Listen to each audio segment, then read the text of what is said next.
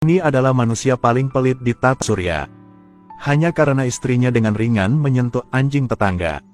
Dia kemudian menusukkan jarum beracun ke daging sapi satu persatu. Kemudian manfaatkan waktu tetangga tidak memperhatikan.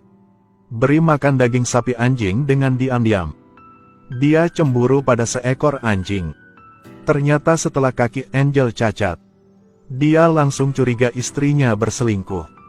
Jadi Angel diam-diam memasang perangkat lunak lokasi di ponsel istrinya. Selalu memantau setiap gerakannya.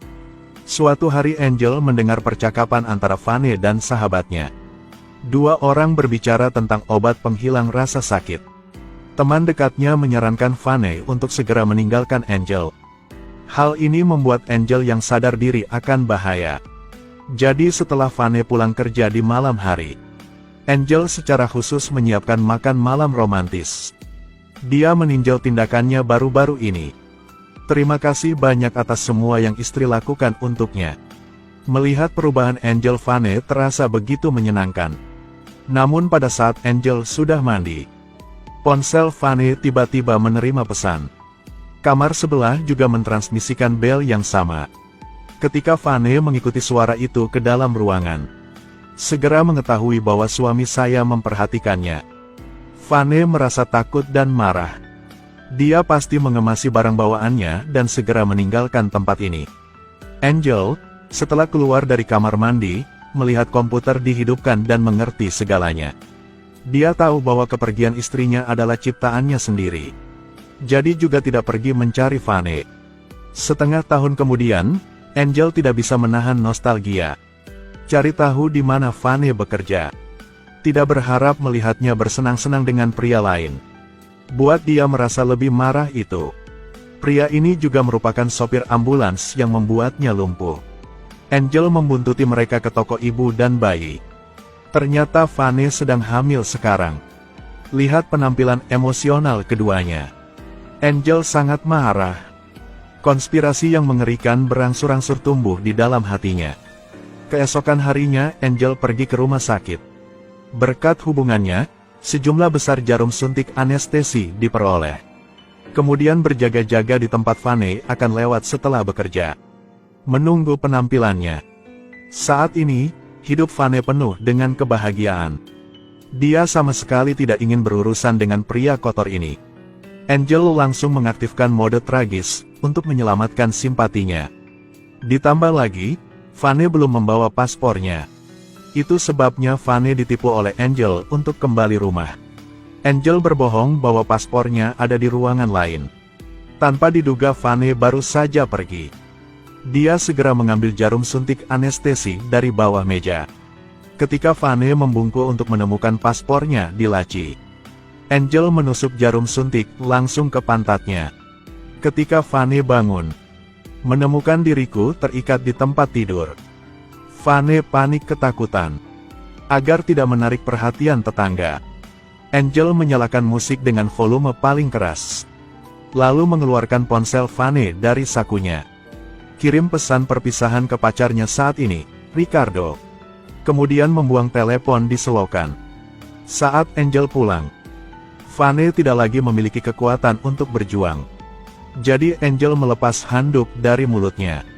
Dan keluarkan semua kaos kaki busuk di mulutnya. Vane yang diikat selama sehari, akhirnya bisa bernafas dengan baik. Kemudian dia memanfaatkan saat Angel tidak memperhatikan. Segera berteriak minta tolong. Angel segera membekap mulutnya. Dan memasukkan kembali kaos kaki busuk itu ke dalam mulutnya. Kemudian mengeluarkan jarum dan menyuntiknya dengan obat yang tidak diketahui. Sangat cepat Vane tertidur. Saat dia bangun, menemukan dia melepaskan ikatan. Tapi ketika dia hendak bangun dari tempat tidur, menyadari bahwa kaki saya telah kehilangan rasa lagi. Ternyata Angel memberinya epidural. Melihat mantan istri merangkak di lantai kesakitan, batin Angel mencapai kepuasan yang luar biasa. Untuk merayakan Vane kembali padanya, Angel menyiapkan makan malam mewah lagi. Tapi pada waktu makan, Vane memanfaatkan saat Angel tidak perhatikan. Ambil sebotol anggur dan pukul kepalanya.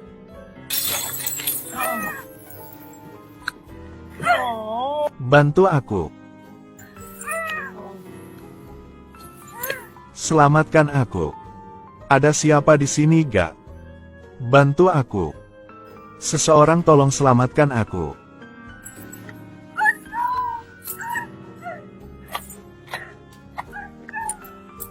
Ketika anestesi disuntikkan ke dalam tubuh, Vane dengan cepat mengalami koma.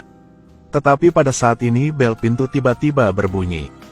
Buka pintu untuk menemukan orang tua di sebelah. Karena dia baru saja mendengar teriakan minta tolong. Bersikeras masuk untuk memeriksa situasi di rumah. Jika Angel tidak membiarkannya, dia akan segera melapor ke polisi. Benar saja ketika lelaki tua itu baru saja memasuki rumah. Segera melihat Vane tergeletak di tanah. Ada apa?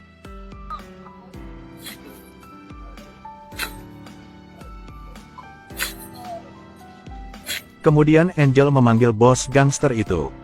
Menghabiskan banyak uang baginya untuk membuang tubuh lelaki tua itu. Namun, keesokan harinya polisi datang mengetuk pintu. Ternyata Ricardo tidak bisa menemukan pacar Vane, sehingga dia melaporkan kasus tersebut. Tersangka utamanya adalah mantan pacarnya, Angel. Tapi lihat pria ini dengan kelumpuhan tubuh bagian bawah. Polisi tidak percaya bahwa dia memiliki kemampuan untuk melakukan kejahatan. Jadi setelah beberapa interogasi sederhana pergi. Setelah itu, Angel menyadari bahwa Ricardo adalah bom waktu. Untuk mencegah bencana, dia menemukan kunci rumah Ricardo dari saku Vane. Lalu menyelinap ke kamar mandinya.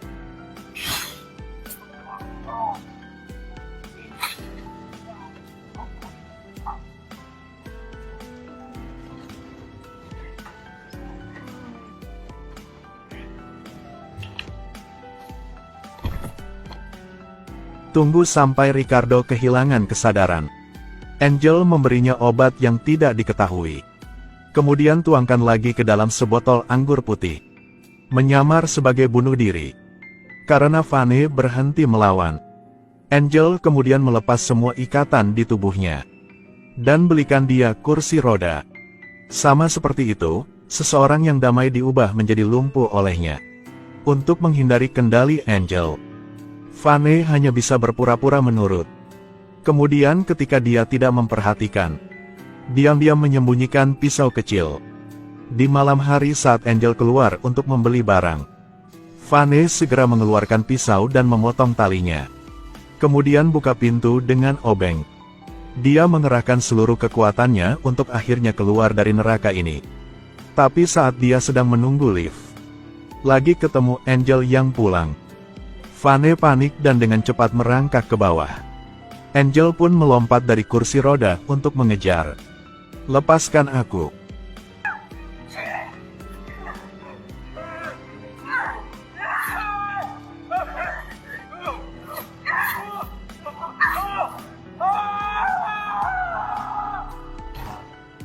Namun, Angel tidak mati.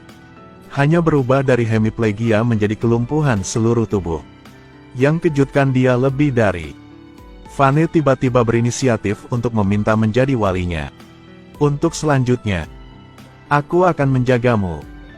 Vane mendorong Angel ke koridor yang dingin. Di wajahnya ada senyum yang menakutkan.